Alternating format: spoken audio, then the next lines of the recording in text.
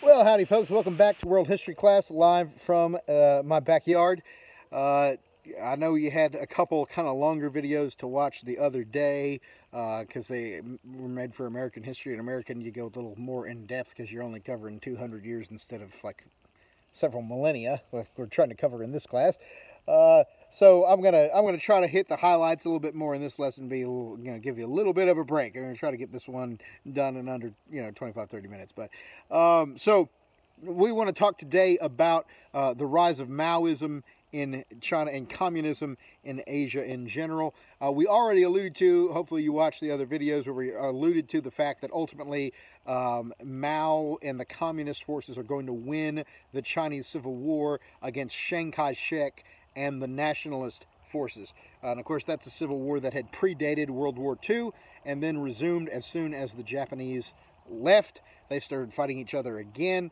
Not long after that, what's going to happen is right around 1950, the war's going to come to a close after multiple decades, and the Mao and the communists, if you remember the last time we looked at them, they had survived the so-called Long March, where they had avoided there were nationalist troops that outnumbered them and so forth. By now, by the end of World War II, Mao had seized the advantage. He had kind of used the Japanese as a pawn in his game to kind of get some advantages over Chiang strategically, gained consolidated control in the northern parts of China, won a lot of the peasants over by promising certain land reforms because there was a very unequal distribution of land ownership between classes in China, and he promised to restore a lot of the land to the peasants, which won a lot of them to his side. And then the nationalist government had some corruption issues and some different things, so they started to bleed support to the communists as well. So by 1950, mainland China has come under the control of Mao Zedong and the Chinese Communist Party. Now, Chiang Kai-shek actually survived. He and his nationalist government that had been known as the Kuomintang, they actually fled to the island that was at that time called Formosa. We now know it predominantly as Taiwan, and they still, the official name of Taiwan is actually the Republic of China. Watch YouTube pick that as my thumbnail on this video. You know it's going to happen, right? I couldn't help it. He was itching really bad. I'm sorry. So Taiwan, which still exists as an independent nation today, claims to be the legitimate government of all of China, and so does the so-called People's Republic of China, which anytime you hear People's Republic in the name of a country, just know that it's a bad sign, and it does not mean they care about the people. That normally means the government takes over everything. So ultimately, Mao takes over, and Taiwan continues to exist with the original Chinese government still to this day, and there's always the threat of communist China trying to seize control of Taiwan. That's an ever-present concern. From there, Mao kind of imposes his own kind of variation of communism based on the fact that China was a more agrarian society than was Russia or the Germany of Karl Marx. Only about 1% of the Chinese people were actual members of the Chinese Communist Party, but again, similar to the Soviet Union, the Chinese Communist Party and the official People's Republic of China functionally existed as parallel governments, but Mao was the clear leader. He took the title of Chairman Mao. He made it mandatory to own a book of his called The Sayings of Chairman Mao, also known as the Little Red Book, and it is actually the #1 best-selling book of all time. It's either that or second best to the Bible. I can't remember.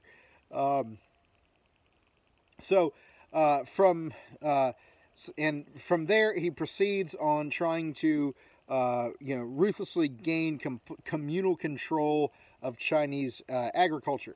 There's a couple things he does. He's trying to modernize and improve China's industrial capacity, and for a short time, it's able to succeed. They throw an awful lot of money at improving like the Chinese military and industrial capacity, and there's some short-term success. but that leads to some long-term stagnation. And so they wind up having this period that they call the Great Leap Forward that happens kind of in the 60s after he's been in power a little while. And the Great Leap Forward was an attempt at, moving even further into Mao's economic philosophy, and it actually winds up being very counterproductive and causes a lot of people to starve to death in extreme poverty. Collected with that, he also, like the Soviets, if you remember the Stalin and Lenin trying to, quote, liquidize the kulaks and all that, he also came against the private ownership of any land and tried to collectivize the agriculture. So the government would take over all, again, China's an agricultural society. They're mainly a farming society, even though they have some of the largest cities in the world. Most of China is still countryside, and even more so back then. So they took over all the land. They made farmers live on communes where nobody owned anything. They all were forced to work on the farm basically as slave labor, and they didn't even have, at that point in time, they didn't even own personal salary. Now China's changed a little bit. There's more private property and some aspects of the market. They had to do that for survival. Because the way Mao was doing things was not sustainable in the long run. And what happens is, imagine you're a farmer, you had this kind of romantic connection to the land that farmers have, and then the government literally takes it from you, throws you into a bunch of barracks, and makes you and your family live on a commune like you were prisoners. Well, that's not going to go over very well, and a lot of people just responded by not working as hard because they didn't have any incentive. Why would they put their maximum effort when they're, have no reward to show for it? And then plus, the problem is when the government tries to control the economy, there's a tremendous, there's something what they call in economics the Hayekian knowledge problem, which basically means that it is impossible. There's knowledge about the economy and what supply and demand are and all this kind of stuff. There's literally too much information for one man to possess. So when the government tries to centralize control of the economy, they're inevitably going to cause economic problems because they can't know everything. And in most capitalist societies, it's the free market sends with price signals to determine how much different things are valuable. Well, you don't have those in a communist system. So there's massive. What all this turns into is massive economic trouble, to the tune of one of the most deadly famines in the history of the world. Hits in the 1960s, and 20 million people starved to death. If you count the kind of artificially engineered famines towards Mao's death total, then Mao Zedong is actually historically the greatest mass killer of history, surpassing even Joseph Stalin. Absolutely horrible, horrible, horrible what this man did to the land of China. Deep oppression, severe persecution of Christians and other people that would move against the communist ideology, severe persecution of political dissidents, anyone that would stand up for democracy or oppose communism, throughout China's history has typically faced consequences up until the present day, where China is actually, after a period of time where it looked like they were maybe getting a touch better, they've now taken a turn for, the worst since Mao, at least, with their current leadership. So, it's a bad deal. Mao taking over China was a bad deal for the Chinese. One of the the counterproductive Great Leap Forward that would turn out to be a leap backward.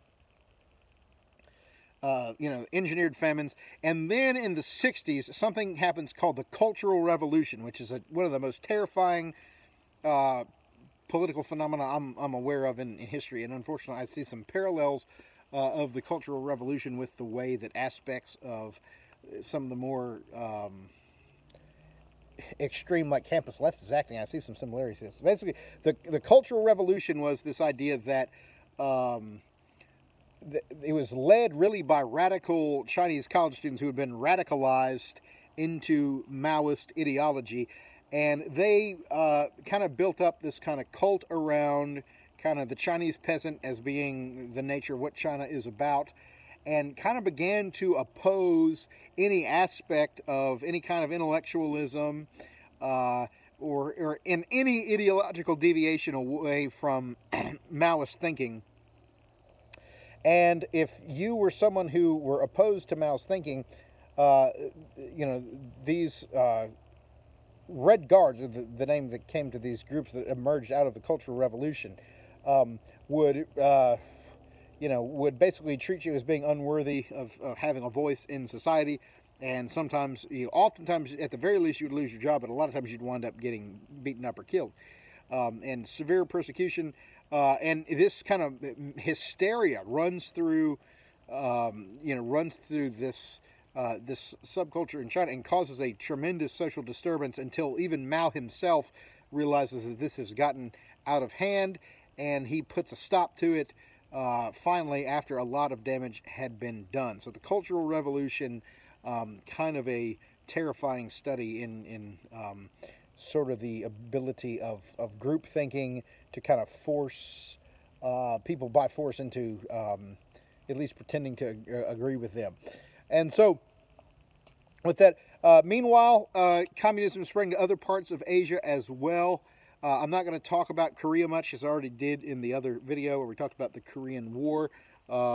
Ultimately, the Korean War ends with basically where it started, which is North Korea being under a communist dictatorship under Kim Il-sung, who is the grandfather of the current, North Korean leader Kim Jong-un, who may or may not be dead. There's rumors floating around right now. We're trying to see. And then South Korea, remaining under the leadership of Syngman Rhee, and they being a Western ally. And South Korea actually winds up being a very prosperous nation. They go on to be some of the largest cities of the world are in South Korea, including the city of Seoul, the capital. They wind up being one of the first Protestant country, I think the first Protestant country in Asia. The largest church in the world, pastored by a fellow by the name of David Cho. Actually, they used to have over 1 million members in Seoul, South Korea in the 1990s and 2000s. High tech, leaders in technology and a lot of stuff like that. So South Korea, a very kind of sophisticated culture. North Korea, North Koreans a lot less fortunate because of the communist system. Meanwhile, Vietnam, we talked about the emergence of communism in Vietnam in one of the other videos, with Ho Chi Minh helped leading Vietnamese nationalists in the fight against the French, drove out the French with their victory at the Battle of Dien Bien Phu. Say that 7 times fast. When we last left that discussion, America had kind of helped overthrow the South Vietnamese leadership because we thought they were hurting the South Vietnamese cause. And so you have communist North Vietnam under the leadership of Ho Chi Minh. And then you have a group known as the Viet Cong, who were South Vietnamese who agreed with the North Vietnamese. They were a terrorist group that wanted to overthrow the South and align it with the North, which was communist. So in the Vietnam War, if you talk to a Vietnam vet and they talk about Charlie, we don't know what that means. The VC was the initials for the Viet Cong, and they used to call them Victor Charlie on the radios for whatever reason. So I'll have more detail. If you're fascinated by the Vietnam War, I'll have an American history video that's going to go into more detail than this, and you can look at that. I'll just kind of get the highlights of it here. But what begins to happen is come the mid to late, we had been sending some military advisors, even as far back as when Eisenhower was president, to kind of look into the situation. Kennedy stepped up the presence of American troops over there. When Lyndon Johnson is president, and I think it's in 1967, there's something happens known as the Gulf of Tonkin incident, where a American naval vessel in the Gulf of Tonkin off the Vietnamese coast is supposedly fired on.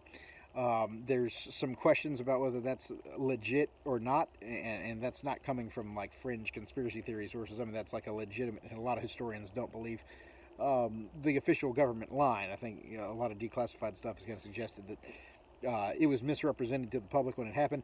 Either way, the Gulf of Tonkin incident leads to American support for the Gulf of Tonkin resolution, which basically gives the president the right to call American troops to go fight over there. There gets to be a very large draft of people across the country. I would be shocked if you don't know at least a handful of people in your parents' or grandparents' generation who weren't drafted in Vietnam. I would be stunned because a lot of people had to go over there.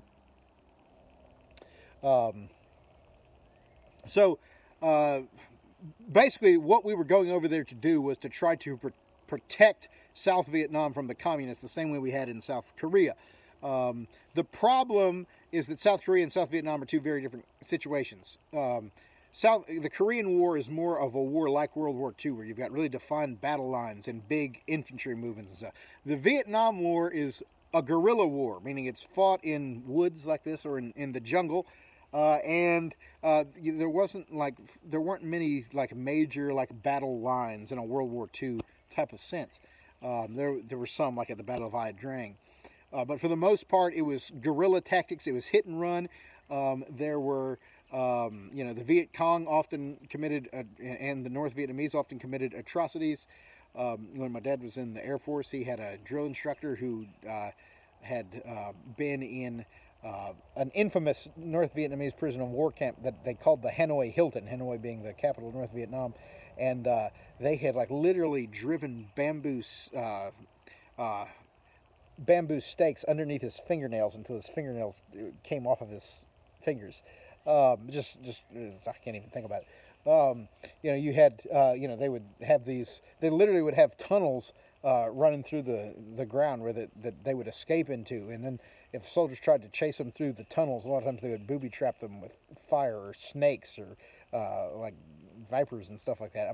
It was nasty, and it's a jungle situation. It's in the tropics. It's hot. It's humid. It rains all the time. There's mosquitoes really bad. And one of the most difficult things for the American troops is that you didn't always really know who the enemy was, because you're fighting for the South Vietnamese people, but then a lot of the enemy are Viet Cong, who are also South Vietnamese, and they're not wearing uniforms like a North Vietnamese soldier would, so you don't really know, is this villager the person I'm fighting for or the person I'm fighting against, which kind of helps lead to a lot of incidents where troops got off and did bad things to civilians, which are terrible. So Vietnam was a tough experience. You had a lot of people came back from Vietnam, with PTSD from the things they saw there. It was not a good place to be.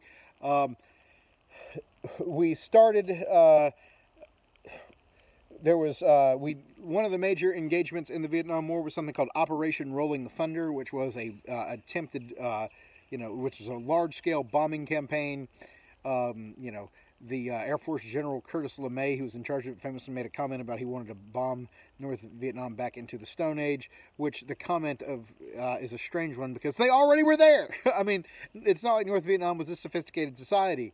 And so we kind of approach like we just rain bombs on the city kind of haphazardly, even though there really wasn't much of an infrastructure to damage. Some of what we did in Vietnam was technically very strange.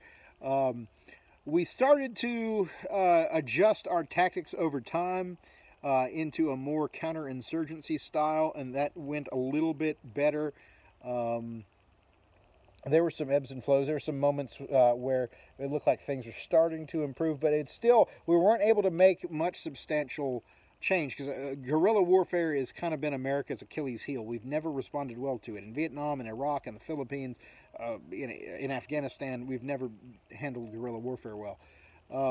And part of the problem with guerrilla warfare is, that they've got the home advantage in this case.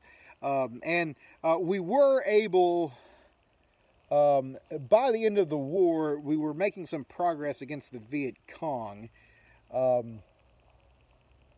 But the issue was they were really bleeding us out and taking away our will to fight, because a lot of people didn't really understand why we were over there. There had been some wars with protest movements around them in American history, most notably the Mexican-American War and the War of 1812. But for the most part, people kind of rallied around the flag during a wartime. Vietnam is the first war where you have a kind of sustained anti-war movement, and it starts to get traction because it increasingly starts to look like we're not able to make a real difference there. The real public relations turning point is something called the Tet Offensive, which was a time which was kind of the last gasp of the Viet Cong. They attacked the American troops in a number of different places all at once. In reality, it was an American military victory. It was kind of misrepresented by the American media as a defeat, and that kind of helped turn people against the war. But there were some increasing questions about whether we were really going to be able to make a difference there anyway. Ultimately, Johnson is replaced by President Richard Nixon in '72. Nixon wants to work towards a policy he calls Vietnamitization, which is the idea of handing more of the war effort over to South Vietnamese troops. And he thinks that what that looks like is going to be focusing on training the South Vietnamese and committing fewer American troops. Ultimately, that policy is not going to work very well. One thing that Nixon does that's very controversial is he expands the war into Cambodia without the permission of Congress. And this was the reason they did this is because the North Vietnamese troops started escaping over the border to Cambodia, which had fallen to a friendly communist government as well. And because we didn't have jurisdiction in Cambodia, they just got away. So we just started following them into Cambodia. Only problem is we didn't really have permission legally to be there, so even of our own Congress. So that turned to be a scandal. Ultimately, America is going to pull out of Vietnam. We signed something called the Paris Peace Accords that on paper kind of restore everything to the way things were before the war. But they were dependent on if the North violates the peace accord, American troops returning. And that was just not going to happen with the unpopularity of Vietnam. And then Richard Nixon gets involved in personal scandals in the Watergate scandal and everything. He doesn't have there's no political will to go back into Vietnam. So as soon as the Americans get out of there, the North Vietnamese reinvade South Vietnam and ultimately take it over. What had been the capital city of South Vietnam Saigon has since been renamed Ho Chi Minh City, which is not a good sign when your capital city is renamed after the leader of your enemy. Not a sign that you won the war. And so there's these famous pictures of the U.S. helicopters leaving with people from our embassy and as many Vietnamese people as could climb onto the helicopter, escaping Saigon as it's overrun. You have a wave of people that become known as the boat people that try to escape Ho's government in Vietnam, getting down the river and floating to Thailand and other places. Many of them find their way to the United States. And so you actually have a big increase in Vietnamese population after the war. So Vietnam is really the first war the United States loses, and it's a really tragic thing for the people of Vietnam because obviously the communist regime was not a good one. I even have a book called A Viet Cong Memoir that's written by one of the Viet Cong who was actually a communist, and then when he got what he wanted, he's like, this stinks, and he actually escaped and moved to France. So in addition to, communism overruns China, North Korea, Vietnam, Cambodia, and then I want to say one thing real quick about the nation of Cambodia, which is, Laos, and then also Cambodia. I want to say something about Cambodia. They were taken over by a communist faction known as the Khmer Rouge, which was led by a man named Pol Pot. And Pol Pot is on the short list with Hitler and Stalin for most evil man to ever live in history. I mean, just unbelievable what this man did. Pol Pot was so paranoid about anyone challenging his authority that he basically wanted to eliminate any individual with any talent from the nation so that he could have no competitors. So he literally killed everyone with glasses because he thought that's a sign they might be smart. Killed people whose hands were too callous because they thought they might be too strong. They literally killed all the teachers. So you have an entire generation grow up with functionally no education because they killed teachers because they thought they might be too intelligent. A lot of the greatest military and business minds were killed because, again, too elite. So they literally wipe out the natural leadership of their society, and they kill, I think it was something like 25% of the, I could be wrong, but it was something pushing like 1 out of 4 Cambodian people were killed by the regime. And they had these things that were called the killing fields, which were where they would just mass murder these people in these fields and just line them up and gun them down. And so Pol Pot and the Khmer Rouge one of the worst regimes in the history of the world. So anyway, so that's kind of the rise of communism in Asia. I should say one more thing about that before I go. I forgot one more detail, which is you need to know that China and Russia stopped getting along, and that's going to be important towards Cold War politics, because sometime around the late 50s, early 60s, Mao starts. The Russians had kind of looked at the Chinese as kind of their kid brother in the whole communist thing, but they learned very quickly that the Chinese thought that they were the natural leaders of communism in the world. And so what happens is China and the Soviet Union actually start competing for leadership of the communist world.